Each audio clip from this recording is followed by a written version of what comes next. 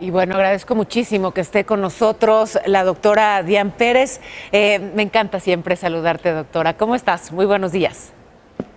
¿Qué tal, querida Paola? Muy buenos días. Saludos a ti y a tu La auditorio. última vez que platicamos estabas pues contagiada de COVID. ¿Cómo vas? ¿Cómo te sientes? Muy bien, muchísimas gracias. Afortunadamente ya estoy completamente renovada. Doctora, perdón, se me cayó mi audífono y entonces no te escucho muy bien. Bueno, mientras yo lo busco, preguntarte algo muy importante, porque hay confusión en México. Ya estamos padeciendo un aumento exponencial de contagios, reconocido incluso por las autoridades. Y, a ver, dos temas. La última vez que platicamos, y qué bueno que ya estás muy bien, me alegro muchísimo. La última vez que platicamos y que estabas justamente enferma de COVID, nos hablabas de los días de aislamiento que recomienda la autoridad en los Estados Unidos. Los había recortado a 5 días, pero no es el mismo caso para México, doctora.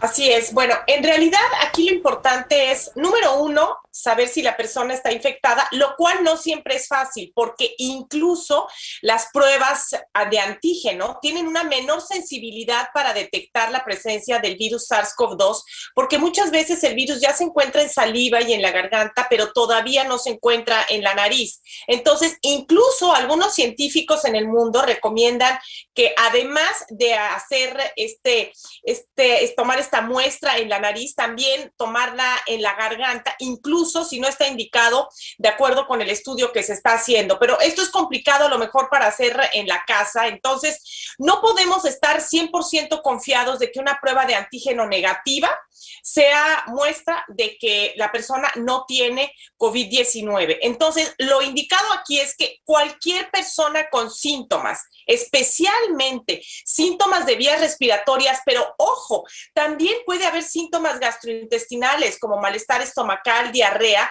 porque en ocasiones así comienza y posteriormente ya comienzan los síntomas, 2, 3 días después comienzan los síntomas en vías respiratorias. Entonces, cualquier persona que tenga síntomas de vías respiratorias altas como catarro, congestión nasal, escurrimiento nasal, dolor de garganta, dolor de cabeza, o bien incluso que tengan diarrea o que tengan dolor estomacal y náusea, es importante que se aíslen. Y eso realmente es lo más relevante, aislarse para evitar el contagio. Además, es muy complicado porque Omicron se ha visto que contagia desde 2 días antes y sobre todo, principalmente hasta 3 días después del inicio de los síntomas. Después de eso, se ha visto que hay una disminución en la transmisión. Entonces, por eso es tan importante el aislamiento. La recomendación en general en la mayoría de los países es aislarse durante 10 días cuando una persona tiene COVID-19.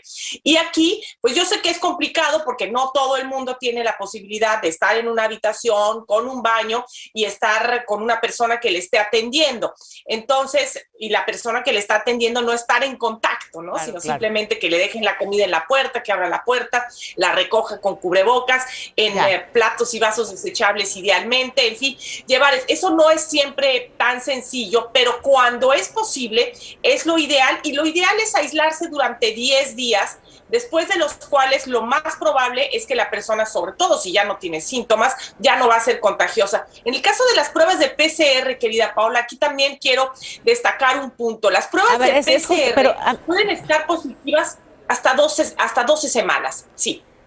Es que ese es el tema. A ver, bueno, la recomendación internacional, 10 días de aislamiento. Las pruebas, qué bueno que ya lo mencionas. La de antígenos, muchas de las veces hay falsos negativos, sobre todo cuando se trata de Omicron. Pero ya una vez que tuviste la enfermedad, te haces una PCR y puedes salir saliendo positivo, positivo, positivo varias semanas después. ¿Cuándo amerita hacerse pruebas y cuándo no? ¿Y qué tipo de pruebas? Porque aquí de plano ya la autoridad ha dicho, no se hagan pruebas. Aíslense y punto. Básicamente porque no hay pruebas suficientes y hay filas larguísimas, pero a la gente le exigen la prueba en el trabajo o en la escuela, entonces ya no sabe qué hacer. ¿Cuándo sí me hago prueba y cuándo no?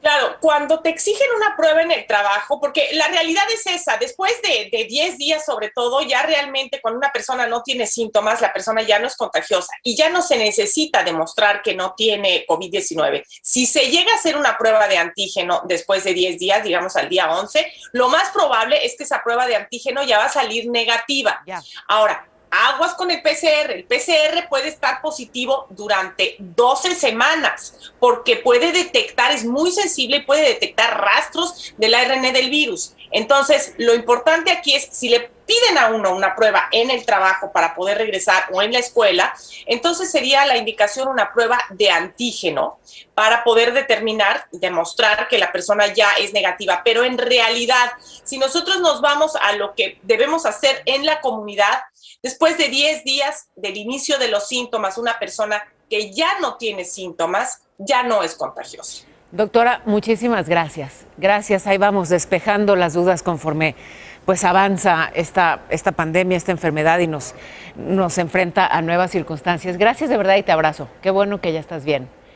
La doctora Gracias, Dian Pérez. igualmente, abrazo a ti y a tu auditorio. Bueno,